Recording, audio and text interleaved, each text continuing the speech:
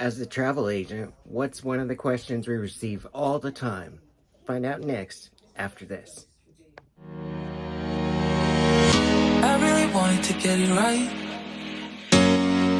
trying to find some balance in my life, but I never really put up a fight, didn't follow my dreams, and now I'm losing sleep. Hi everyone, it's Lonnie coming to you with another video. Want to get out a quick video to let you guys know the answer to a question that we receive all the time, which is when is a good time to book a cruise? Well, right now is October through February is a great time to book. Right now they have wonderful cruises. Happy Halloween, of course. I got this on, I'm ready to go. Anyway, right now, here I have one up on my screen. I don't know if it's gonna let me change it. Nope, it's not gonna. Anyway, here's one on my screen. This one is on Royal Caribbean's Freedom of the Seas.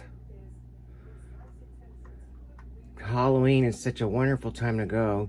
You can go October 31st. It goes to Perfect Day at Coco Cay, as well as Nassau, Bahamas, and sometimes we can get you additional some onboard credit. So this one comes with $75 onboard credit. Well, you get to cruise for $158, and then you get $75 onboard credit. That's a win. Anyway, that's $158 for an inside cabin per person. Outside's $207.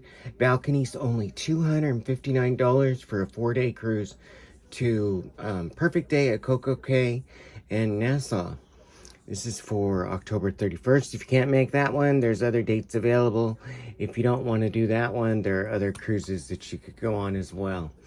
Anyway, that's all for now. I just want to let you know that if you were wondering when was the best time to book, well, right now is. Also,